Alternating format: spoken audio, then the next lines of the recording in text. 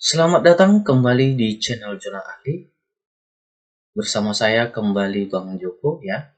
Nah, untuk adik-adik dimanapun Anda berada atau eh, pelanggan channel Zona Ahli dimanapun Anda berada, kiranya tetap dalam keadaan sehat dan lancar dalam belajarnya atau lancar dalam melakukan aktivitasnya. Oke? Nah, jadi di sini saya akan menjelaskan bagaimana sih eh, fluida dinamis ini ya, apa ciri-ciri utamanya, kemudian detiknya apa, asas kontinuitasnya apa. Nah, di sini kita akan tahu nanti bagaimana sih ciri-ciri fluida itu gitu. Nah, jadi selalu ingat bahwa sebenarnya fisika itu nggak susah ya. Fisika nggak susah, kita hanya belajar konsep. Nah, walaupun kita misalkan memerlukan matematika, itu yang susah matematikanya, bukan fisikanya ya. Nah, di sini kita hanya belajar konsep dan dikasih rumusnya, itu aja. Selanjutnya penyelesaiannya adalah menggunakan matematika. Jadi nggak susah-susah amat ya. Nah, tetap semangat. Mari kita ikuti pelajarannya dengan baik. Saya yakin Anda pasti bisa. Semangat. Oke. Nah, di sini kita akan belajar ciri-ciri fluida dinamis ini. Seperti apa sih? Nah, jadi nanti ciri-ciri fluida dinamis itu adalah tidak termanfaatkan. Artinya volumenya tetap walaupun kita press ya, walaupun kita press dia, volumenya tetap gitu, tidak berubah. Nah, kemudian yang kedua ciri-cirinya tidak kental. Jadi kalau kental dia itu bukan termasuk fluida ya. Nah, atau tidak ada gesekan fluida dengan dinding saluran. Jadi seandainya air misalkan melewati sebuah saluran, jika dia bergesekan dengan salurannya ini, maka itu bukan termasuk fluida, berarti itu sudah campuran gitu, bukan fluida fluida asli gitu ya, bukan fluida ideal.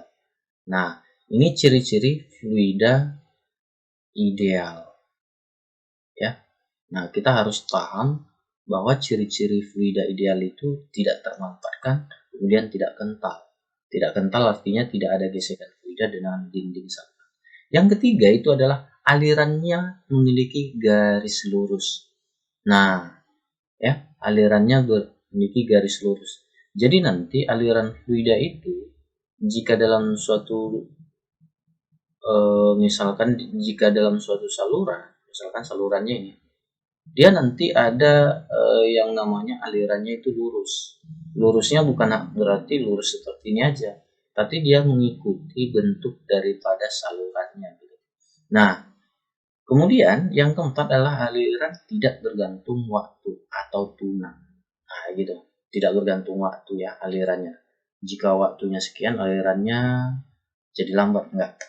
Jadi dia tidak bergantung sama waktu. Nah, inilah penjelasan pelengkap dari aliran yang memiliki aliran garis lurus ya. Nah, ini dia. Garis lurus, garis arus, aliran fluida yang mengikuti garis itu lurusnya melengkung. Jelas ujung dan pangkalnya. Jadi di sini ada ujungnya, ini ada pangkalnya, ada ujungnya ya. Nah, ini dia, jelas. Nah, kalau dia misalkan seperti ini, nah, ini kan nggak jelas nih alirannya. Ini pangkalnya, ini ujungnya, ini ujungnya. Jadi nggak jelas dia. Jadi fluida ideal itu dia jelas ujung dan pangkal aliran arusnya. Nah, jadi kita paham ya bahwa ciri-ciri fluida ideal itu ada 5 nanti. Oke, selanjutnya.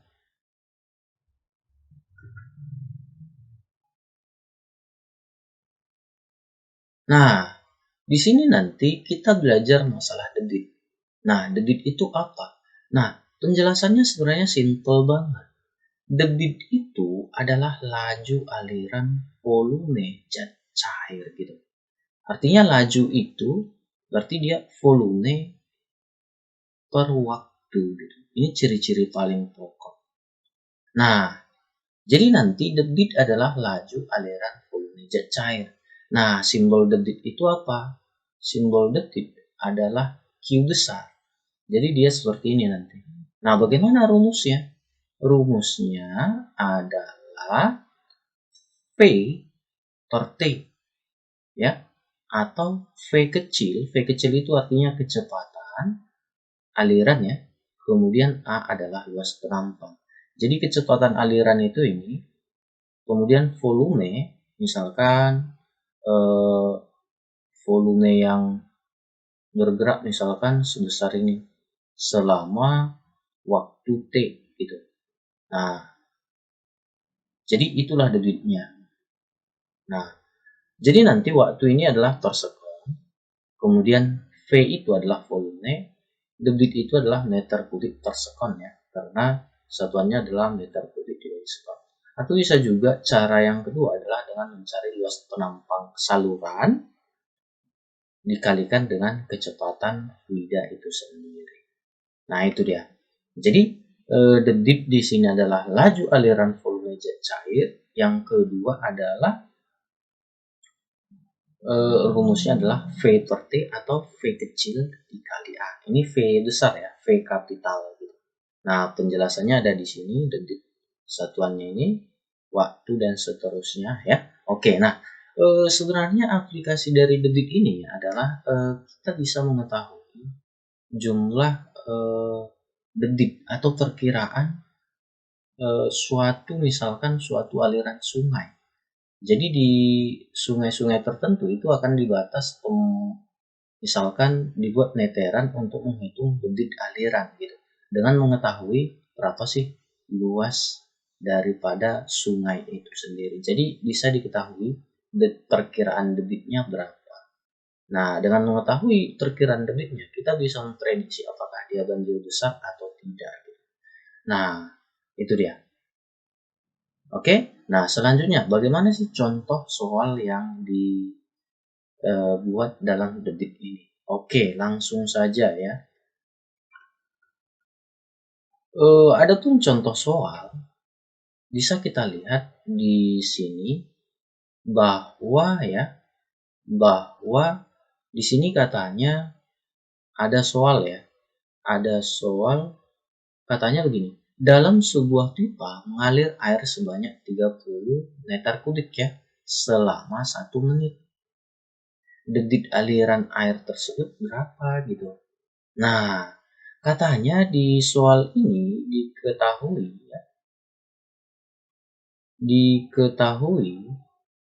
itu adalah volumenya 30 meter kubik. Kemudian waktunya katanya 1 menit. Nah, tadi satuannya adalah waktu itu adalah sekon ya. Jadi ini jadi 60 sekon karena 1 menit sama dengan 60 sekon. Yang ditanya apa? Yang ditanya adalah berapa sih debitnya gitu. Nah, menjawab soal seperti ini sebenarnya sangat gampang ya, tidak susah-susah. Kita tinggal masukkan rumusnya aja. Q sama dengan V per T, atau bisa juga Q sama dengan V dikali A. Nah, rumus mana yang kita pakai? Rumus yang pertama. Kenapa? Karena dalam soal dikasih tahu adalah volume dan waktu, bukan kecepatan dan A. Maka ini tinggal kita masukkan aja 30 per 60. Sama-sama bagi 30 ya, 1 per 2. Ini sama dengan 0,5 meter kubik per sekon. Jadi jawabannya adalah 5 meter kubik per sekon. 0,5 ya, bukan 5. Nah, jadi jawaban yang paling tepat itu adalah E. Jadi sangat gampang ya, tidak susah-susah gitu. Nah, ini kebetulan aplikasi Shopee Abang lagi apa nih? Lagi begini. Oke, nah selanjutnya ini nanti bisa kita lihat lagi soal yang kedua ya. Nah, soal yang kedua katanya begini. Di soal yang kedua ini diketahui katanya itu adalah, coba kita lihat ya. diketahui katanya air mengalir dengan kecepatan 25 meter per sekon. Nah, jadi yang dikasih tahu di sini adalah kecepatannya 25 meter per sekon. Kemudian dalam sebuah pipa yang luas penampangnya, katanya mengalir dengan kecepatan 25 meter per sekon dalam sebuah pipa yang luas penampangnya. A-nya katanya berapa? 100 cm kuadrat. Nah, itu sama dengan 100 cm diubah ke ke meter kuadrat, berarti dibagi 10.000 ya. Berarti kita buat 100 per 10.000. Ini satuannya sudah berubah menjadi meter kuadrat. Jadi ini tinggal kita coret, cerut, hasilnya adalah 1 per 100 meter kuadrat. Gitu.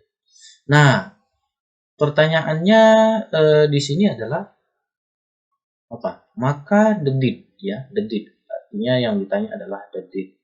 Nah, jadi yang kita pakai di sini adalah rumusnya Q sama dengan V dikali T. Kenapa kita tidak pakai ini? Q sama dengan V besar per T kecil. Kenapa? Karena volumenya tidak diketahui. Nah, kapan kita gunakan ini? Ketika volumenya diketahui, gitu. Nah, kebetulan ini volumenya tidak diketahui ya. Nah, jadi yang dikasih tahu adalah kecepatan. Nah, langsung saja kita masukkan kecepatannya, yaitu 25 dibagi 100. Hasilnya adalah 0,25 meter kubik per sekon. Sangat-sangat gampang. Tidak susah-susah amat ya. Jadi jawabannya di sini adalah D, gitu ya. Jadi paham ya sampai sini. Nah, saya rasa pasti paham dan sangat paham. Fisika gampang ya. Oke, selanjutnya di sini nanti bagaimana sih asas kontinuitas itu ya. Yang ketiga adalah asas kontinuitas. Nah, asas kontinuitas artinya begini. Jika ada dua ujung pipa, ya, dua ujung pipa, misalkan ini pipa luas penampang pipa 1 ya, ini, kemudian luas penampang pipa kedua ini dimulai dari sini. Nah, hukumnya begini, bahwa pada asas kontinuitas, debit di pipa besar itu sama dengan debit di pipa kecil. Nah, jadi perbedaannya nanti di sini kecepatannya lebih lambat. Tapi di sini kecepatannya jadi lebih cepat gitu. Walaupun misalkan luas penampangnya kecil, itu nanti bisa menyeimbangkan debit di Q1 dan di Q1. Makanya nanti di sini katanya Q1 sama dengan Q2. Nah, ini dia kesimpulannya. Debit di pipa 1 sama dengan debit di pipa kedua setelah melewati sambungannya. Jadi unsur rumus ini bisa terpenuhi dengan catatan ini satu aliran gitu, walaupun beda luas. Ya, oke. Nah, jadi apa yang terjadi jika kontinuitas ini ada atau debitnya sama? Ini yang terjadi. Ya. Nah, ini yang terjadi. Nah, jadi debit itu Q1 sama dengan Q2, artinya nanti V1 per T1, V2 per T2. Atau bisa juga dengan menggunakan rumus ini. Kenapa? Karena rumus debit tadi kalau kita buat Q1 maka V1 dikali A1. Q2 sama dengan V2 dikali A2. Maka ini bisa masuk gitu. Atau bisa juga kalau dikasih tahu misalkan volumenya, ini aja kita pakai. Sama aja gitu. Atau dikasih tahu diameter daripada penampangnya, ini aja kita buat.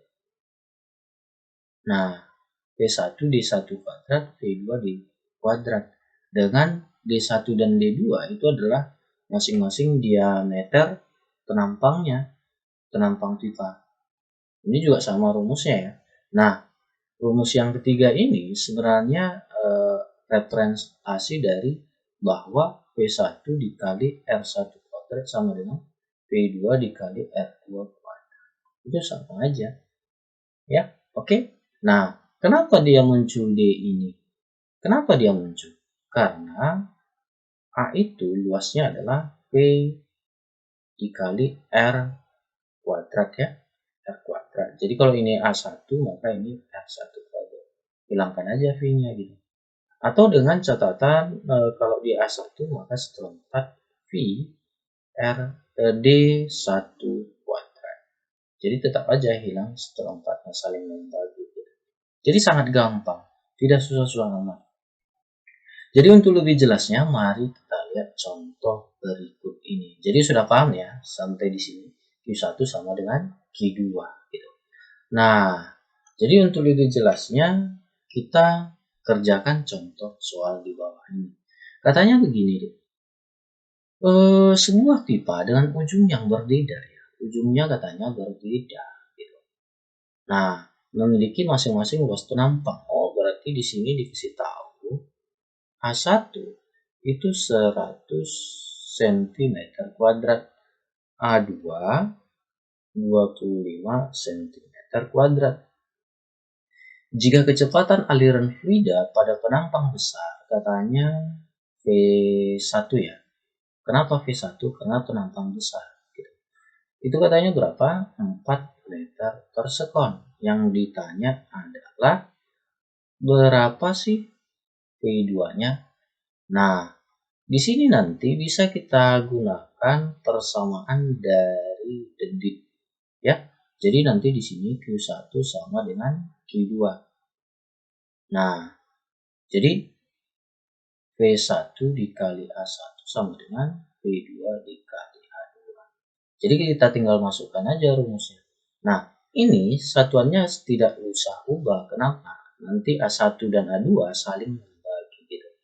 Jadi bisa kita buat 4 dikali 100 cm kuadrat sama dengan V2 dikali ya 25 cm kuadrat. Nah, ini saling coret. Nah, sama-sama bagi 25 ini 4 ya. Nah, jadi 4 kali 4 hasilnya adalah V2 itu adalah 16 meter per sekon. Jadi sangat gampang, tidak susah ya. Oke, jadi jawaban yang kita peroleh di sini adalah 16 meter per sekon. Sangat jelas ya jawabannya. Nah, selanjutnya itu nanti begini. Bagian soal yang kedua itu dikasih tahu katanya begini. Pipa dengan atau pipa memiliki masing-masing diameter ya. Ini diameter yang dikasih tahu. Nah, katanya di sini diameter ya dikasih tahu. Diameter pertama itu katanya 4 cm dan 8 cm untuk diameter kedua. Terus, jika kecepatan aliran fluida pada diameter terbesar itu adalah diameter yang kedua. Maka di sini dikasih tahu adalah kecepatan aliran fluida pada diameter yang kedua ya. Jadi ya, pasti yang ditanya nanti di sini adalah berapa sih? Nah, ini dia.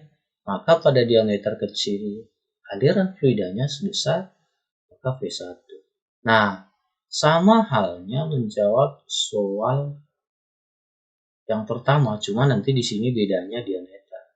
Jadi bisa kita buat P D1 kuadrat sama dengan P D2 kuadrat. Nah, bisa kita lihat di sini V1-nya.